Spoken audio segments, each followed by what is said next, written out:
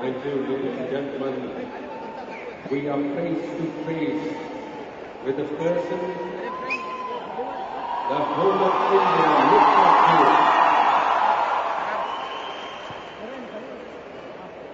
to. In one sentence, the whole India looks up to him for progress with peace.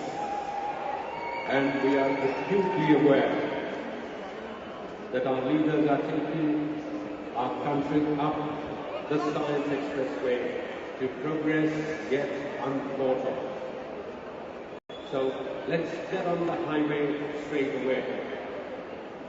Ladies and gentlemen, the present Vice Chancellor of Lucknow University, Dr. Satyendra Nimse, might have justifiably Professor Nimse might have justifiably had his surname as a number. He is an MSc in mathematics, first class followed by MPhil and PhD in mathematics. Apart from a distinguished academic career, Dr. Nimse has served on several professional bodies, climaxing the executive position in the Indian Science Congress Association since 2005. Request the President of ISCA, Professor S.D. Nimse, to briefly share his thoughts. Professor Nimse will share his thoughts.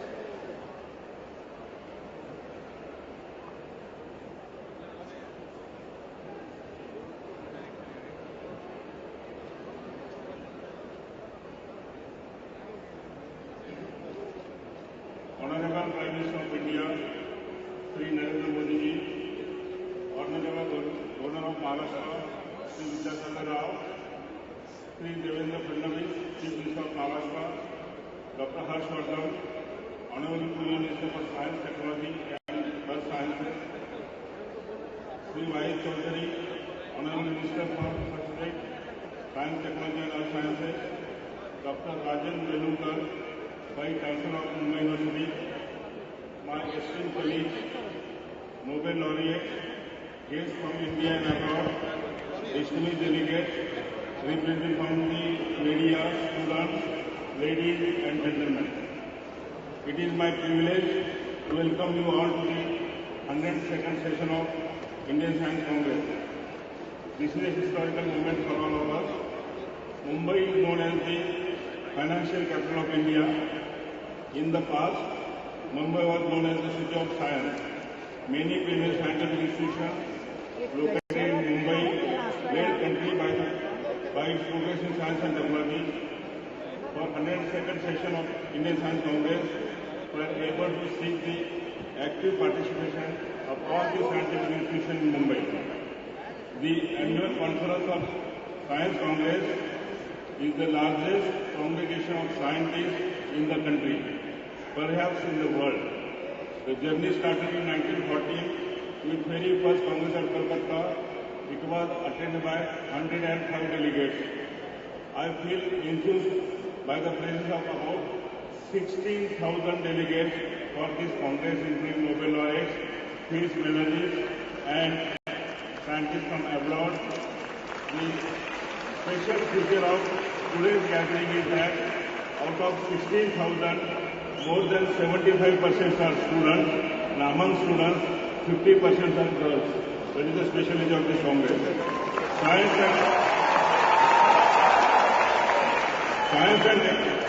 and technology for human development is the focal theme of the Science Congress. The origin of science lies in the evolution of the human brain and the intrinsic sense of curiosity in human beings to explore, to know and to understand the nature and the world around. Science and technology has been central to poverty, elevation and economic development. However, a large portion of the benefits of science and technology have not reached to the majority of poor, both in developing and developed countries. Scientific research converts money into knowledge, and innovation converts knowledge into wealth through development of technology. We must understand this factor. Human Development Index is the summarized measure of average achievements in key dimensions of human development, that is long and healthy life, being knowledgeable, and having a decent standard of living. To have a better human development index, we have to revolutionize health, education, and economic sector, creating more jobs and opportunities. We have to build up on existing infrastructure and use modern technology to achieve our goals. Swachh Bharat Abhiyaan is a very comprehensive movement. It has both health as well as environmental dimensions. Apart from the change in common man's mindset about concern for cleanliness in public places, we have to develop affordable and easily accessible technology to succeed in Swachh Bharat Abhiyaan. It is a challenge for the scientific community to develop appropriate technology. We need to provide easy access to quality education to all the sections of the society at all the levels, primary, secondary and tertiary. Formal vocational training is provided to only 10% of the students in India, whereas it is 96% in South Korea. The new Ministry for Skill Development is a right step in this direction. By 2020, India is determined to have gross enrollment ratio 30%. That is the ratio by which country is supposed to be labeled as a developed country. There are 15 crore students, there are 15 crore youngsters in the age group of 18 to 23. That means if we achieve the GR of 30%, 5 crore students must be in higher education. That means we have to double the enrollment in higher education. For that, we have to use the ICT and other technology so that we can enroll about 5 crore students in higher education system. Then only we can achieve GR of 30%. We have to think afresh about the work culture in our education system. Culture of meritocracy and of innovative practices should replace the current protective policies based on mere seniority and group considerations. Governance model of higher education should be such that significant part of its revenue be generated through consultancy and research projects. It will force institutes to establish their credibility about their capacity and capability among the stakeholders. Agriculture sector is awaiting second green revolution. Only this will ensure food security, which is most essential for social and political stability of the country. With adequate precautionary measures, GM crops will, with zero defective and zero effective, should be developed. Innovate and make in India should become the reality, especially in industrial sector. India has the potential to become a manufacturing hub in the near future. Development of Delhi-Mumbai Industrial Corridor as a global manufacturing and investment destination is a first step towards achieving the goal of Make in India. In support of government initiatives like Make in India, the STEM, that is science, technology, engineering and mathematics, this kind of culture be deeply rooted in the Indian education system at all levels. Affordable and abundant, safe, environment-friendly energy is the critical input for balanced, sustainable and inclusive development of India. Fossils, renewable and nuclear energy are the three choices for India. India has a limited sources of fossil fuels. Renewable energy, comprising mainly of solar, wind, tidal and biomass, can be very promising and environmental friendly. Chemical industries and pharmaceutical industries can be other areas where India can be world leader. Presently, India is the hub for quality pharmacy products at an affordable cost. Astounding success of the Mangalyaan mission certainly made every Indian proud about the scientific capabilities. Apart from the immense national pride that the mission has brought to us, the spin-off from space missions would eventually become tremendously important for development. On all these issues, there are different sessions for next 5 years, right from the Clean India, Make in India, a step, all these ideas are covered in the forthcoming sessions. The references to the progress of science in ancient India are in Rigveda and Yajurveda. The concept of zero and decimal system is the Indian contribution to number system. Development of arithmetic and trigonometry is the gift of India to the world of mathematics. Historians of mathematics reveal that Kerala School of Mathematics developed rudimentary calculus long before Newton and Leibniz. Indians are very good in mathematical sciences. Abstract way of thinking has been a part of Indian culture right from Vedic days. Indians have gained highly appreciable achievements in the field of computing, especially in the development of software. This has its roots in traditional training of quality mathematics right from the school days. Unfortunately, there is dilution in the recent times of mathematics. To India to become the world leader in ICT-related technology, mathematical thinking must be deeply rooted in our youngsters' mind right from the school days. We need to identify and support more modern-day Ramanujans. Mathematics Olympiad activity is needed to be further supported to spot young mathematical talents in all parts of the country. ISCA was formed with the objective to advance and promote the cause of science in India. Dissemination of scientific temper will help overcome social differences based on unscientific notions and bind the people of India together. Participation in the Science Congress, will provide unique experience of interdisciplinary approach to everybody. Students are expected to get charged to do something unique in the field of science and technology for the cause of humanity and for the cause of Mother India. We assure the Honorable Prime Minister of India, Shri Narendra Modi ji, that the scientific community of India will not fail in its duties to support the government's dream to build modern India with the help of world-class scientific manpower. Lastly, I would like to offer a motto to our great countrymen, Abhiyaan ka Jnaan Banaye Bharat Desh Mahan. Thank you, Jai Hind. Thank you, Professor. Ladies and gentlemen, there are two streams of education which enable their students to tackle a plethora of problems, both personal and professional. These are medicine and engineering. These disciplines teach their students to analyze, understand, optionalize, resolve.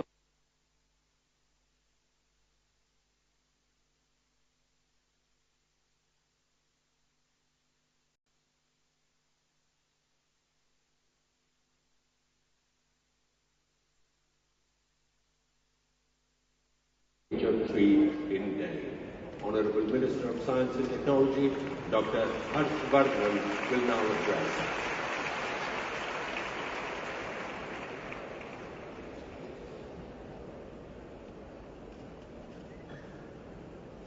Honorable Prime Minister Shri Narendra Modi ji, Honorable Governor of Maharashtra Shri Vidyasagar Rao ji, Honorable Chief Minister of Maharashtra Shri Devendra Fadnavis ji, my dear colleague in the Ministry of Science and Technology, Mr. Chaudhary,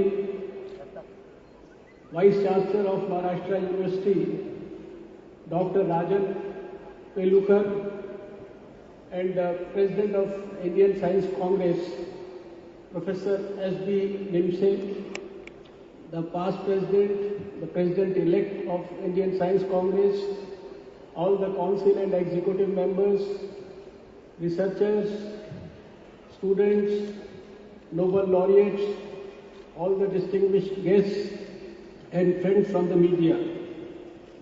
It's a very privileged moment for me to be part of this very august gathering of the most distinguished scientists and scholars of this country.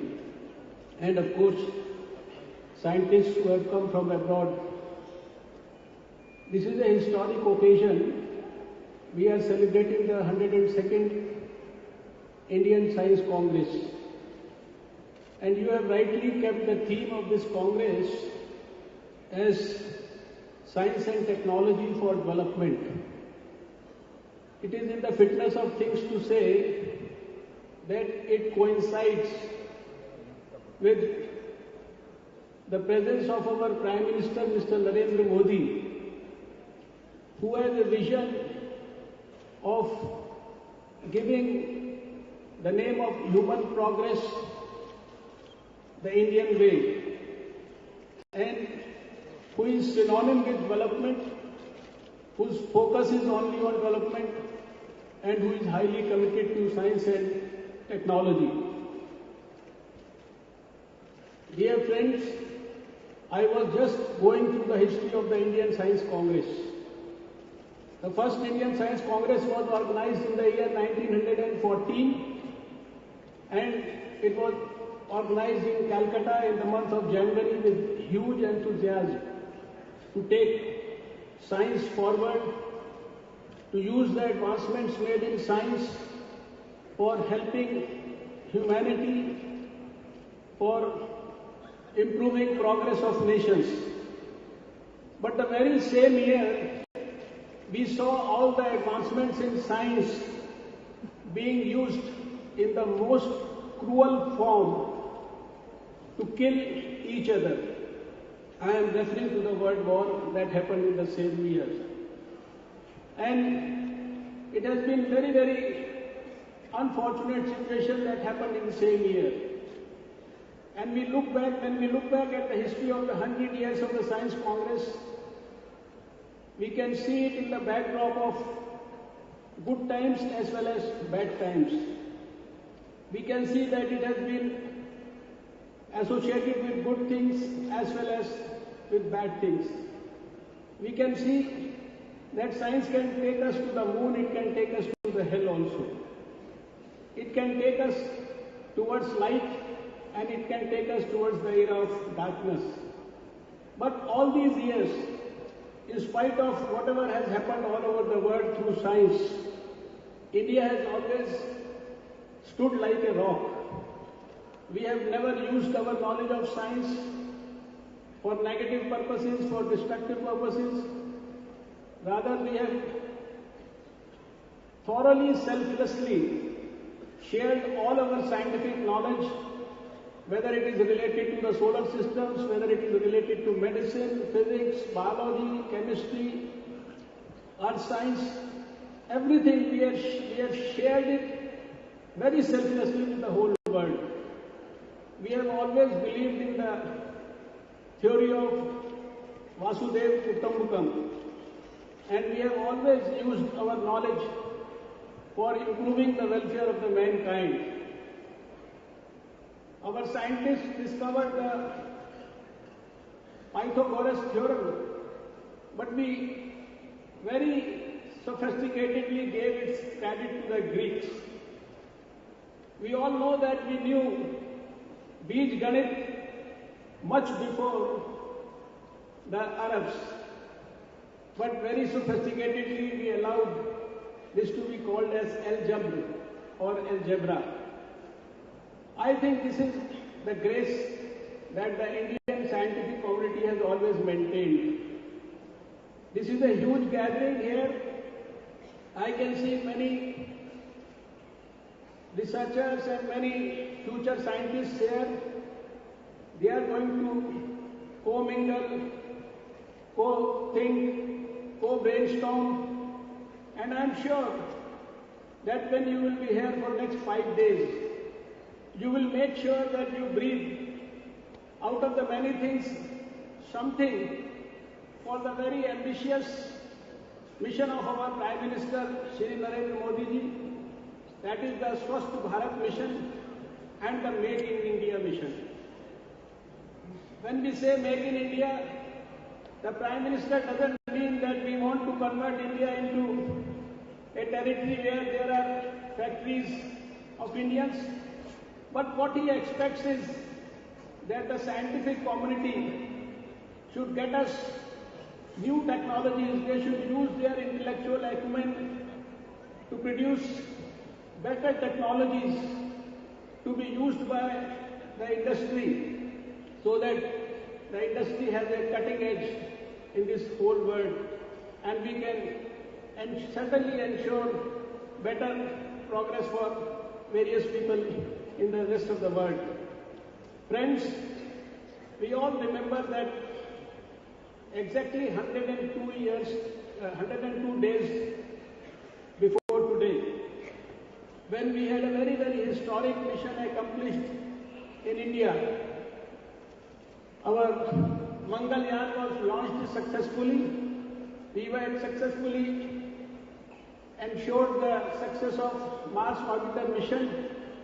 Our Prime Minister had said that the scientists of India have achieved the impossible. I think that was a golden day in the history of Indian space science.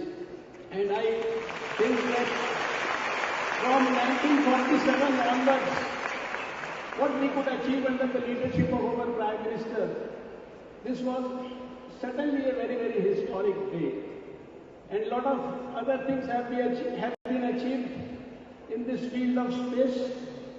And Honorable Prime Minister recently, when he gave a call to the scientists that now we are going to produce our own helicopters, our own submarines, our own fighter planes, I think every scientist in this country had a missed heartbeat. But friends, we had so many young future scientists in all our villages who were so enthusiastic about it, who were so positive about it, who were so encouraged from his call that they literally clenched their fists, they pumped their blood into their fists and said, yes, we can do it. This is the change that Shri Narendra Modi has brought about in the scientific community of this country, and I am sure that unfortunately earlier we were using many of our scientists to the foreign countries, to the various labs all over the world, to the industrial world. But I am sure that the encouragement that we are able to give to our scientists and our future budding scientists in times to come, under the able leadership of Shri Narendra Modi ji, time is not far away when we shall certainly be able to restore the old glory of this country back, and we shall certainly be able to make our future brighter than our glorious past. Friends, I don't want to be here between you and your beloved Prime Minister. But before I finish, I want to raise an important issue and bring it to the knowledge of the international community and seek your guided attention on this. Recently, we have all seen that the prices of oil have fallen from $115 per barrel to almost $50 per barrel. It is a welcome thing for the people of India, for the people of this world. But what worries me as a doctor or as a person with scientific temper, or as a person who is committed to environment, or as a person who has taken a lot of inspiration from what Mr. Narendra Modi had done in Gujarat, I feel that this has a potential to hamper research all over the world for our alternate sources of energy, clean sources of energy, particularly renewable sources of energy. And we have seen that Mr. Narendra Modi has converted Gujarat's deserts of Gujarat into sources of infinite solar power, which is, I think, something which the whole world has to learn from. And I seek the indulgence of the scientific community of India to make sure that even if the prices of oil are falling all over the world, the research into alternate sources of energy and the clean sources of energy, it doesn't go down. I am sure you will all apply your able minds to it. With these few words, I once again thank all of you let us take a pledge to serve Mother Earth through science. And I am sure once we start serving Mother Earth through science, our Mother India is going to progress. And once Mother India will progress, the whole world will progress. And the whole country and the whole world will be proud of the scientific community of India. With these few words, I once again thank all of you, and particularly laud the efforts of all the Nobel laureates who are present here, and more particularly the young Manjul Bhargav and Dr. Subhash, who have not even reached their 40s and have done commendable service for the service of science and for the service of India and for the service of the whole world. Thank you so much. Thank you, Doctor, for your all-encompassing dissertation. Ladies and gentlemen, I have a short question for you. What is the difference between mere governing and true governance? I'll give a very small example. Maharashtra must be the only state in the history of India till today whose chief minister's wife actually works full-time in a bank.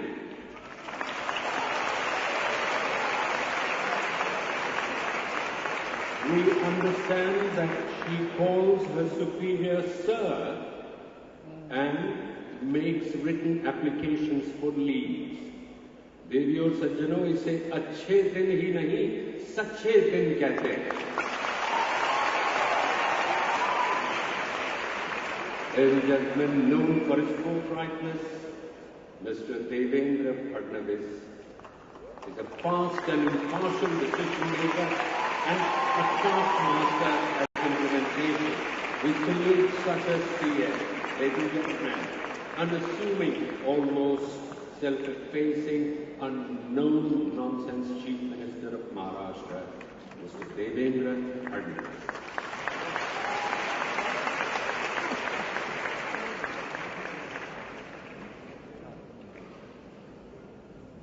परम आदरणीय प्रधानमंत्री जी,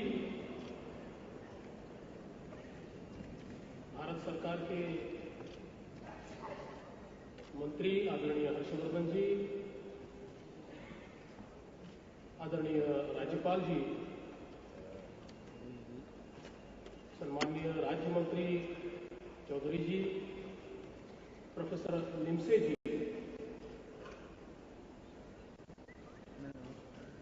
उपस्थित vice chancellor, इस science Congress में पधारे हुए Nobel laureates, वैश्विक मंचों पर पुरस्कृत वैज्ञानिक, उपस्थित सभी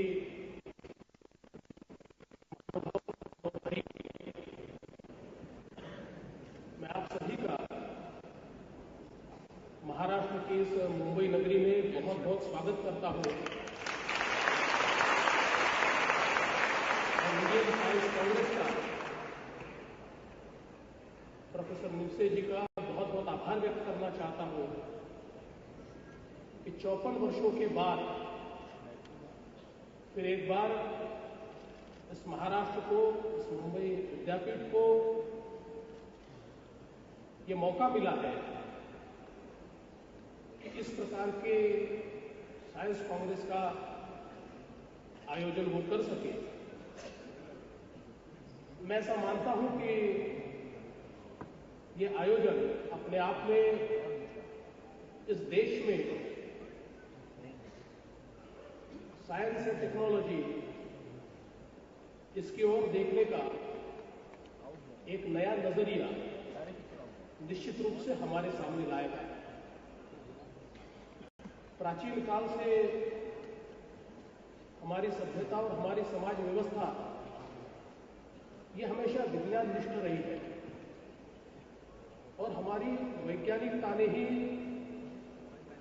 हमारी संस्कृति को जीवित रखा है। और अगर हमारे इतिहास को हम देखें तो जिस जिस समय हमने वैज्ञानिकता छोड़ी है, प्रथाओं को, परंपराओं को केवल कर्मकांडों में परिवर्तित किया है, उस समय हमारे समाज का विकास या तो रुका है या समाप्त हुआ है। और इसलिए देश के, समाज के विकास के लिए, आगे बढ़ने के लिए वैज्ञानिक दृष्टिकोण, विज्ञान निष्ठता, ये अपने आप में बहुत महत्वपूर्ण इस प्रकार की बात है। और मैं ये मानता हूं कि दुनिया के उन्हीं देशों ने प्रगति की है, विकास किया है, चाहे वो आर्थिक विकास हो, चाहे वो भौतिक विकास हो, चाहे वो सामाजिक विकास हो, हर विकास के पीछे वैज्ञानिक विकास, विज्ञान निष्ठता, यही उसकी मूलगामी आधारशिला रही है। और इसलिए मैं मानता हूं कि इस प्रकार के आयोजनों के माध्यम से हम मानवता के सामने आज जो चुनौतियां खड़ी हैं, उन चुनौतियों का सामना करने के लिए हमारे देश को, हमारे समाज को एक तरीके से तैयार करने की कोशिश करते हैं। आज जिस समय ये कांग्रेस यहां पर हम लोग ले रहे हैं, साइंस फॉर ह्यूमैनिटी, मानवता के लिए विज्ञान, ये हमारा ब्रीद वाक्य है। और मैं ऐसा मानता हूं कि जो देश के सामने चुनौतियां हैं, हमारे प्रधानमंत्री जी ने जो देश के विकास का एक सपना देखा है कि देश में बसने वाला आखिरी व्यक्ति, इसका विकास हो, वो गरीबी से दूर हो, देश के अंदर टेक्नोलॉजी का उपयोग करके हम समाज में समता प्रस्थापित करें, ये सारी चीजें अगर संभव है तो यहां इस पेंडोल में बैठे हुए इस देश के जो विचारक हैं, जो वैज्ञानिक हैं, इन्हीं के आधार पर ये सारी चीजें निश्चित रूप से हम लोग कर पाएंगे। आज जिस समय मैं महाराष्ट्र के मुख्यमंत्री के रूप में मेरे सामने चुनौती क्या है ये देखता हूं, तो मेरे ध्यान में आता है कि मौसम के बदलाव ने, क्लाइमेट चेंज ने जिस प्रकार से आज सस्टेनेबल एग्रीकल्चर एक चुनौती बनाई है, मैं ऐसा मानता हूं कि इसके ऊपर उपाय बहुत आवश्यक है। जब मैं पीछे मुड़कर देखता हूं तो विगत 5 वर्षों में महाराष्ट्र में हमने रिलीफ के ऊपर 8,000 करोड़ रुपए खर्चा किया। कभी ओले बरसे, कभी बेमौसम बारिश हुई, कभी सूखा पड़ा, और लगातार रिलीफ के ऊपर हम लोग पैसा खर्चा करते रहे। आज आवश्यकता यह है कि इस मौसम के बदलाव को समझकर हमारी पारंपरिक खेती को किस प्रकार से हम लोग मोड़े, किस प्रकार से उसका उपयोग करें।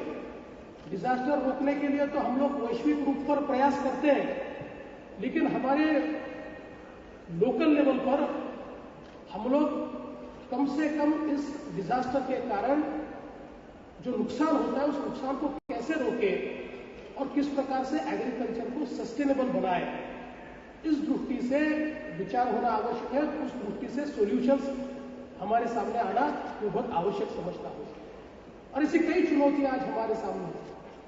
आज भी जब हम लोग दूर दराज के इलाकों में जाते हैं तो प्रथाओं के कारण, परंपराओं के कारण हमको कुपोषित बालक दिखते हैं, और एक प्रकार से उस कुपोषण के कारण उन बालकों का जो विकास है, वो विकास जिस प्रकार से कुंठित होता है, उससे समाज का पूरा एक अंग हमको आज विकास से दूर नजर आता है। तो इस प्रकार से जो जेनेटिकली एक प्रकार से ये सारी चीजें उनके अंदर तैयार हुई है, इसको किस प्रकार से हम दूर कर पाए, इसका विचार होने की आवश्यकता है। साइंस बहुत आगे बढ़ रहा है और भारत जैसे देश ने तो अब आसमान छू लिया है, और जब भारत ने आसमान छुआ है, मार्स मिशन और इस प्रकार के अलग अलग मिशन के माध्यम से हमने हमारी ताकत भी दुनिया को दिखाई है। लेकिन इस ताकत के साथ साथ इस मिशन का जो दूसरा अंग है, समाज में बसने वाला आखिरी व्यक्ति, उस तक हम शाश्वत विकास पहुंचाए, इसके लिए विज्ञान की बहुत ज़्यादा आवश्यकता है और मैं ये मानता हूँ कि उस प्रकार का जो विज्ञान है निश्चित रूप से हम लोगों तक पहुंचाने का प्रयास करेंगे। आज एक बड़ी परंपरा हमारे साथ है।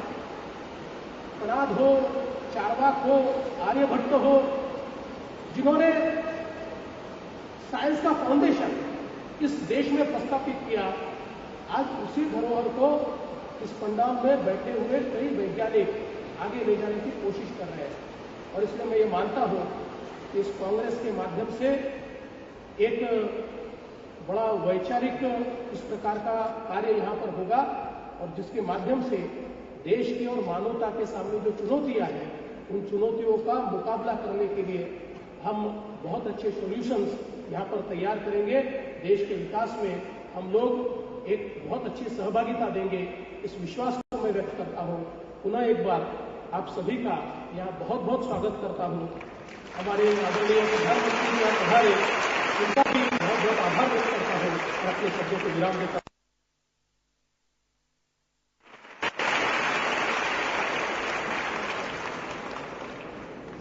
Now you know why the whole of Maharashtra is singing praises of our CM. Ladies and gentlemen, what does truly separate us normal mortals from extraordinary beings? It is perhaps the world's highest award, the Nobel Prize, and equivalent awards. Let's show our appreciation with a thunderous applause for those winners amongst us.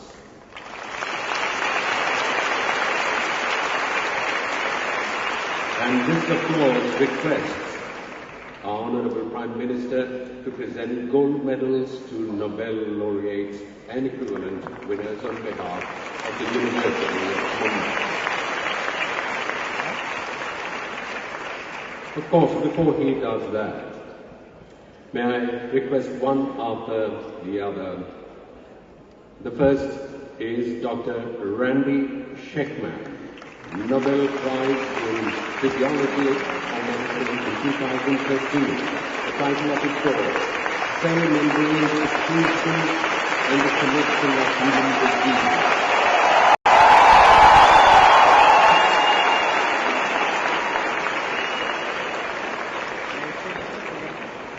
That's Dr. Randy Sheckman.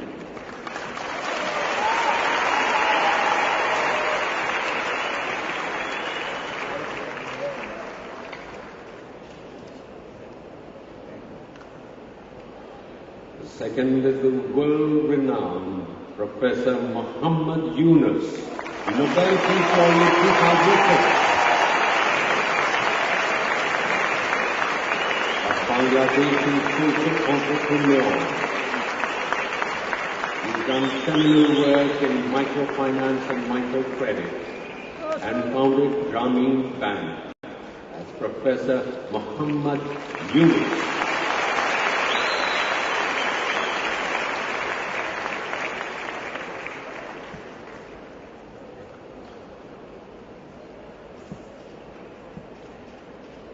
Then is Professor Ada E.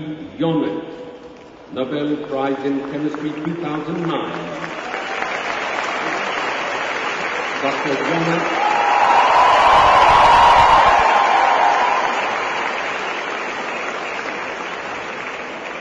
Dr. Yonet is a crystallographer, pioneering work in ribosome.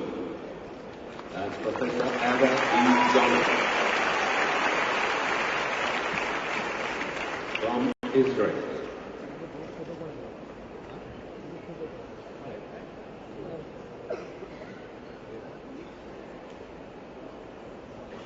Next is Professor Robin Warren, Nobel Prize in Physiology and Medicine 2005. Professor Robin Warren.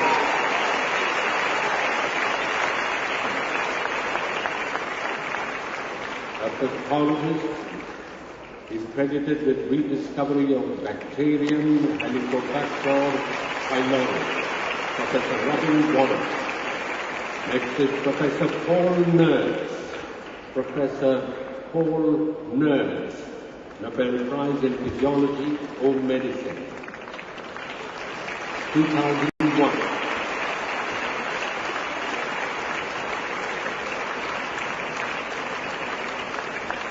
He's a geneticist and is credited with discovering a protein molecule that controls division of cells. Professor Paul Merck, 2001, Nobel laureate. Next is Professor Manjul Bhargava. He's a field medalist, 2014. He's a mathematics wizard who looks like a cool student not in a hurry to leave university. That's Professor Manjul Bhargava. The title of his talk is How Likely Is It for a Polynomial to Take on a Square Value? The next is Professor Subhash Kode, Long Navanlina Prize 2014. He is a mathematician and theoretical computer scientist. That's Professor Subhash Kode. Next is Professor S.R.S. Vardhan, Eagle Prize 2007. Professor S.R.S. Vardhan. Satamangalam Ranga Iyengar Srinivasa Vardhan, FRS, is a mathematician known for fundamental contributions to probability theory, which probably has important applications in operations research. That's Professor Bharat. And last, Professor Madhusudan, Rolf Navanlina Prize 2002. Professor Madhusudan.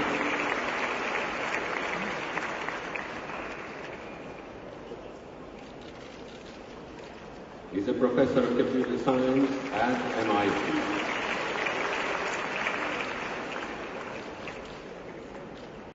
Thank you very much. May I request dignitaries to take? And one simple question that perhaps is an answer in itself.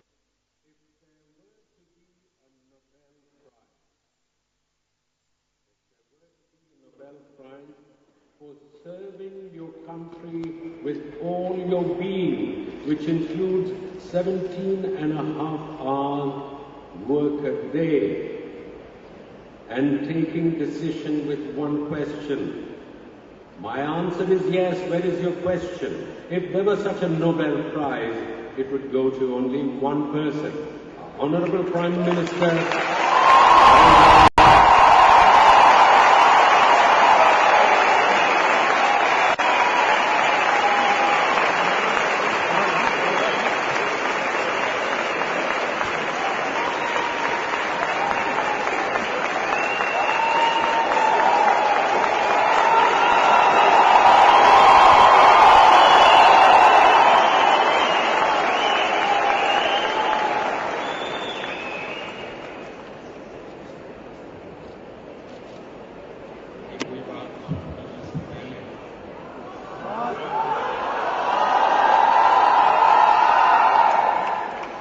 पहले श्री वसंत गोवारिकर, जो हमारे देश के गणमान्य वैज्ञानिक थे और आज भी हमारे बीच नहीं रहे, मैं इसी धरती की संतान और भारत को विज्ञान जगत में आगे बढ़ाने में जिन्होंने बहुत अहम भूमिका निभाई थी, ऐसे श्रीमान वसंत गोवारिकर जी को हृदय से अंतःकरणपूर्वक श्रद्धांजलि देता हूं।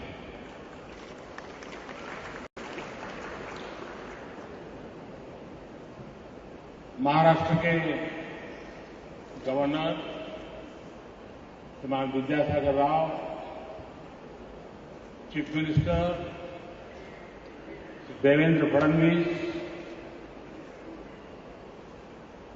my colleague Cabinet Minister Dr. Harshvardhan, Shri Y.S. Chaudhary, Minister of State for Science and Technology, Dr. Rajan Velukar, Vice Chancellor, University of Mumbai, Dr. Nimse,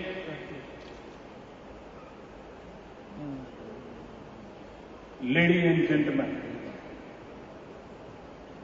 it is a great honor to participate in the Indian Science Congress. I thank University of Mumbai for hosting this Congress.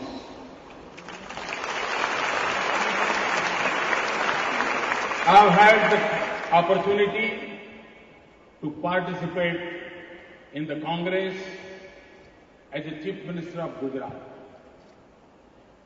I am delighted to return here after 10 years. I greatly admire the rich history of this 100-year-old institution. I feel humbled by the work that scientists do, and I find science and technology an invaluable ally in governance and development. Human civilization has advanced because of the basic human spirit of inquiry and quest for understanding our universe and world. It is a search driven by the belief in what our Vedas describe as Satya Sarvam Pratisthanam. Everything is established in truth. Science may be the product of human brain, but it is also driven by the compassion of human heart, the desire to make human life better.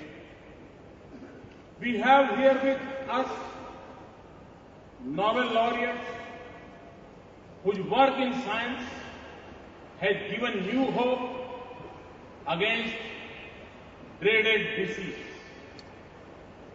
We also have one whose own understanding of social science gave the poorest a life of hope, opportunity, and dignity. Science and technology has helped reduce poverty and advance prosperity, fight hunger, and improve nutrition, conquer disease, improve health, and give a child a better chance to survive. Connect us to our loved ones and the world. Spread education and awareness, and given us clean energy that can make our habitat more sustainable. A nation's progress and its human development are linked to science and technology. In more recent times, China's emergence as the second biggest global economy is in parallel to its rise to the second place in science and technology activity. Science and technology can also remove national barriers, unify the world, and advance peace. It can bring nations rich and poor, in a shared effort to address global challenges. But we also know that it can increase inequality, make wars more lethal, and damage our environment. Sometimes we learn about their consequences later, as we did on climate change. Sometimes these are the result of our own choices. For example, information technology was meant to increase efficiency and productivity. Sometimes, however, its various distractions can easily overpower us. How often do we sit in meetings and cannot resist the temptation to catch up on our messages? So when we speak of science and human development, we cannot divorce it from the questions of political decisions, social choices, and of equity, ethics, and access. Human development has been the larger purpose and the driving force of Indian scientific pursuits, and science has helped shape modern India. At the dawn of freedom, Prime Minister Jawaharlal Nehru placed science and technology at the heart of national development. Our students, our scientists launched pioneering research and built outstanding institutions with modest resources that continue to serve us well. Since then, our scientists have placed us at the forefront of the world in many areas. Whenever the world shut its door on us, our scientists responded with the zeal of national mission. When the world sought our collaboration, they reach out with openness that is inherent in our society. They have elevated some of our most acute and pressing challenges of human development. They help us overcome dependence on others for such basic needs as food. They have secured our borders, supported industrial progress, and given our people a life of opportunities and dignity. Our scientists put Mangalyaan in the Mars orbit in the first attempt. And I must congratulate Kazakhstan team. And their accurate prediction of cyclone Hudhud saved thousands of lives. Our nuclear scientists work for our energy security, and they have also placed India at the Asian forefront in cancer research and treatment. Our achievements give us pride, but they do not blind us to the enormous challenges that we face in India. We are at another moment of expectation and excitement as we were at the birth of independent India. There is a mood of optimism for change in the country, the energy to pursue it, and confidence to achieve it. But the dreams we all share for India will depend as much on science and technology as it will on policy and resources. To make our agriculture more resilient and yield more, to develop appropriate and affordable technologies for rural areas, to do more from our drop of water and explore the potential of marine resources, to preserve our biodiversity and keep our environment clean, to improve healthcare and develop medicines and medical devices that is within the reach of the poorest, to make clean energy affordable and its use more efficient, to use technology to realize our dream of housing and sustain sanitation for all, to find our own solutions, to make our cities cleaner and more habitable, to turn waste into wealth and resources for sustainable infrastructure of the future, to use internet to improve human development, to make India a leading manufacturing nation and a hub for knowledge and technology intensive industries.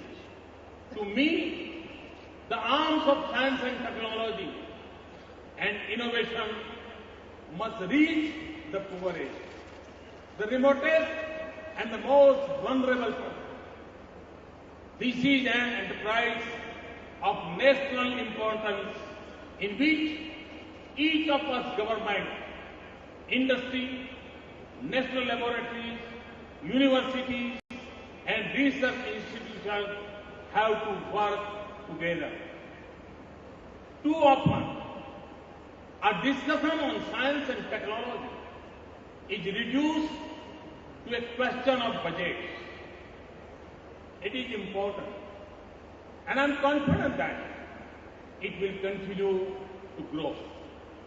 But our own achievements have shown that very often a need and vision and a passion are more important than resource for success. And it is how you use resources that will determine how effective we are in making science and technology work for us. Our development challenges will naturally shape our strategic priorities in science and technology.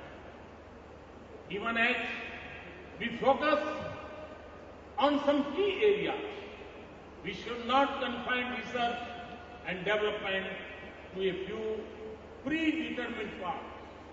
And it is as important to focus on basic research as on research and development and innovation.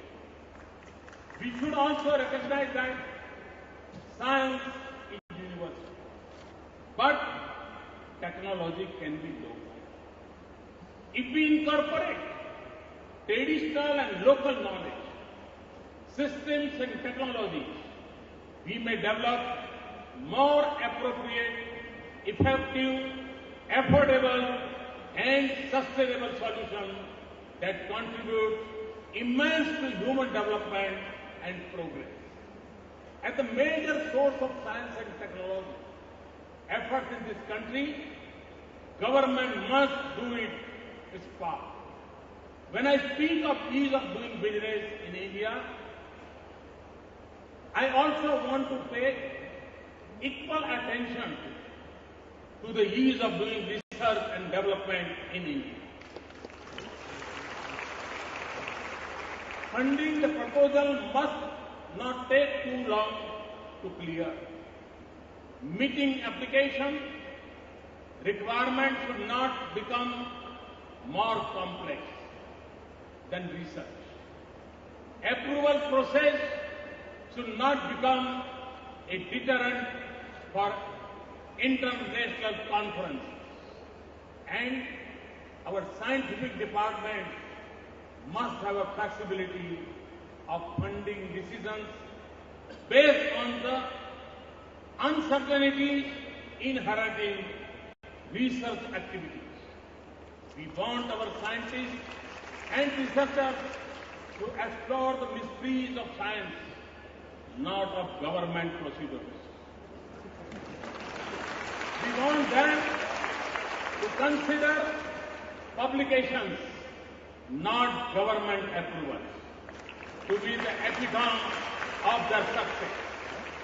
We must also have a clear regulatory policy for research and development in areas like biotechnology, nanoscience, agriculture, and clinical research. We should ensure that our strong intellectual property regime continues to work effectively and provides the right balance between private incentives and social good. Further, not just scientific departments, but every other department in the government should see how to apply science and technology and promote research to improve their work. Each should have an officer focusing on science and technology relating to its area of work and allocate a percentage of its budget for such activities. We have begun this experience with space technology. Investment in science and technology activities should also become part of the expenditure on corporate social responsibility, to be funded directly or through an autonomous fund. We also need to foster a strong culture of collaboration between institutions and across disciplines to take advantage of developments, innovations, and expertise in diverse areas. My impression is that this is far from the ideal in India.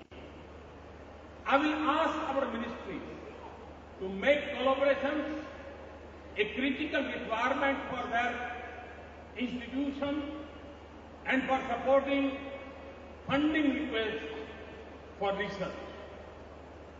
We have to place the university system at the cutting edge of the research and development activities in the country.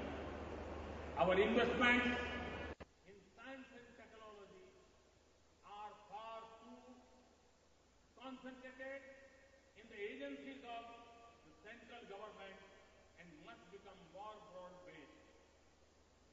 Our universities must be freed from the curses of excessive regulations and cumbersome procedures.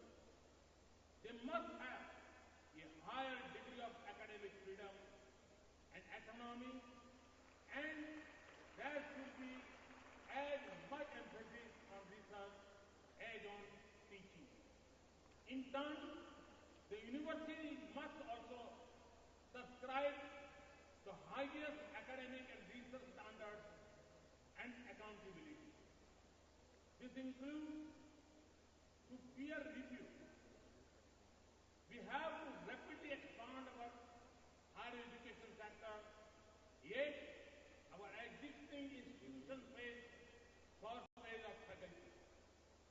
We have a large pool of outstanding scientists and engineers working in central institutions and agencies. I want them to spend some time each year teaching and guiding PhD students at a university. our industry must also step up investment in science and technology in its own interest. India's own pharmaceutical industry has carved out a place for itself in the world because it invests significantly in research. Indeed, our long-term global competitiveness will depend not on replicating what others have done, but through a process of sustained development and innovation. There is a growing trend of international cooperation in research and development, not just among business enterprises, but equally among researchers and scholars at universities and laboratories. We should take full advantage of this. For this reason, I have placed science and technology at the forefront of our diplomatic engagement. As I have traveled abroad, I have personally thought how scientists who approach collaboration in areas like clean energy, agriculture, biotechnology, medicine, and education. We have built excellent partnerships with all willing nations to address the grand challenges of world development. I have also offered our expertise to our neighbors and other developing countries. I have often spoken of skill development for our youth. Our future will be secure and our global leadership confident if we also prepare the next generation of world-class scientists, technologists, and innovators. School education in science and mathematics should become more creative and stimulating. Let us also use internet to bring the best of our scientists in direct contact with our children and our youth. Physical connectivity should become as much a basic right as access to schools. I welcome the initiative of departments of science and technology for innovating thousands of children and youth in science and technology. It is not surprising that our young minds are winning international competitions, and 12 of them have minor satellites named after them. Our children should be role models in scientists as much as in sports. Their parents should feel as much pride in their children seeking a future in science as in business or leadership. For this, we need to communicate the power and possibilities of science-based research. Let us, for example, make science and technology the theme of Republic Day parade in the near future. We need to celebrate our scientific achievements as much as we rejoice in our success in other areas. We should give young participants and winners in science fairs maximum public recognition and sustained support of the government. I would personally love to meet the best of our young scientists. In conclusion, let me say, for a safe, sustainable, prosperous future of India, our global leadership in a knowledge and technology intensive world, we need to put science and technology and innovation at the top of national priorities. I am confident that we can do it. We in India are the inheritors of a thriving tradition of Indian science and technology since ancient times. Mathematics and medicine, metallurgy and mining, calculus and textiles, architecture and astronomy. The contribution of the Indian civilization to human knowledge and advancement has been rich and varied. We can draw inspiration and confidence from our numerous success over the past 6 decades in difficult circumstances. The strength of our many institutions and India's rich talent in science reflected the 5 distinguished Indian scientists whom we have just honored. Above all, we must restore the pride and prestige of science and scientists in our nation. Revive the romance of science in society. Rekindle the love for it in our children and encourage our scientists to dream, imagine and explore. You will have no better supporter than me. In turn, I seek your help in transforming India. Thank you very much. Wish you all the best. Thanks a lot. Ladies and gentlemen, how do you... I now declare 102nd session of Indian Science Congress 2015 open. Thank you.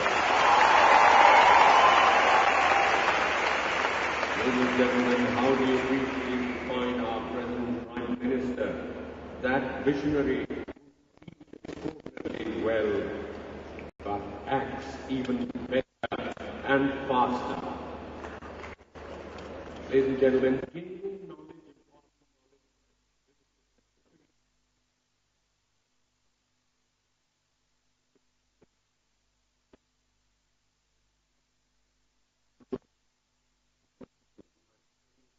is considered perhaps the most valuable asset by the university. Gentlemen, the friend, guide and educator of thousands of students in 729 affiliated colleges of the University of Mumbai, Dr. Rajan Verika. A vote of thanks.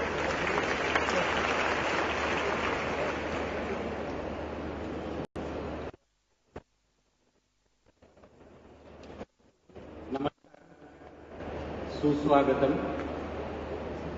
The Honorable Prime Minister of India, Shri Narendra Modi ji, the Honorable Governor of Maharashtra, Shri Vidyasagar Rao, the Honorable Chief Minister of Maharashtra, Shri Devendra Fadnavis ji, the Honorable Minister of Science and Technology, Shri Harshvardhan ji, Minister of Science and Technology, Government of India, Shri Chaudhary ji,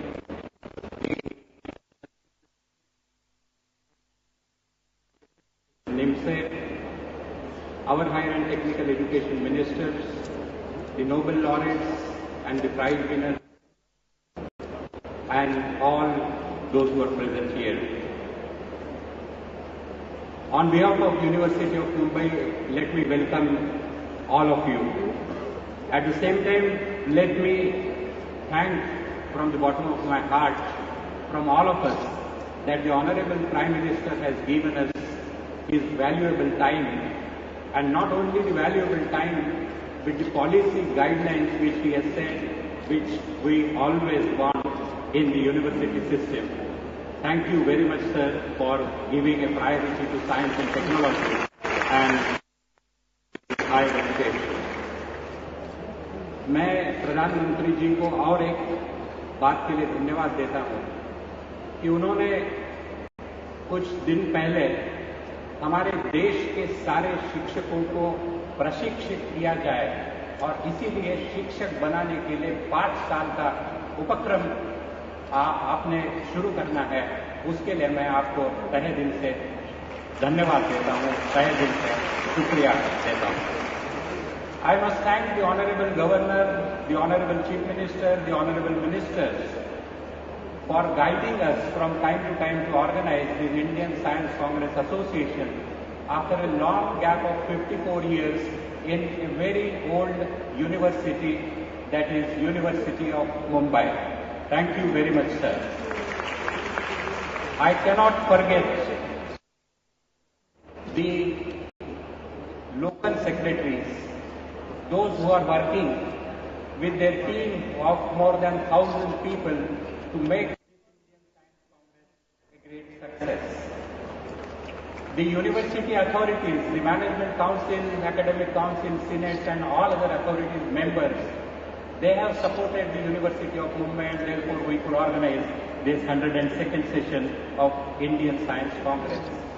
The Nobel laureates, maximum number of attendance in this Indian Science Congress this time, I cannot forget them, and I appeal to my younger generation to take part in all the sessions of these Nobel laureates and equivalent and eminent scientists and get advantage from the knowledge which has been acquired by these people. Mumbai शहर को एक वाणिज्य का शहर करके जाना जाता है, लेकिन मैं ये कहता हूँ कि ये विज्ञान का शहर भी है। यहाँ 22 संस्थाएं ऐसी है जो संशोधन का काम करती है और इसीलिए मुंबई शहर में एक विज्ञान का शहर भी जाना जाना चाहिए। I thank the supporters for this Indian Science Congress, the ONGC, the BMC, the MMRDA, the MHADA, Higher and Technical Education, Government of Maharashtra, Science and Technology, Government of India, University Grants Commission, Department of Atomic Energy, Wellinger College, Bharati Vidyapeeth, Hinduja Foundation, CKT College, and all 729 colleges affiliated to University of Mumbai and 56 departments working in the University of Mumbai. I also must thank Indian Science Congress Association, all the council members, those who are present here, and those who have always supported us. And I am sure all of you are going to enjoy this festival of science and technology for human development. And whatever promises our Honorable Prime Minister wants from all of us, I think we must fulfill his dream. आप सब तैयार हैं? Thank you very much.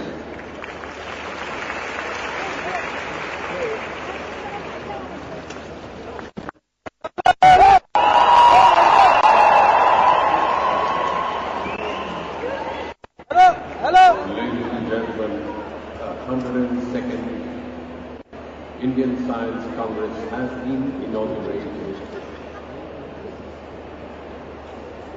But that doesn't mean that the program, the event on the stage has ended. You must remember that from the day that the Prime Minister has taken oath, he's been giving us surprises.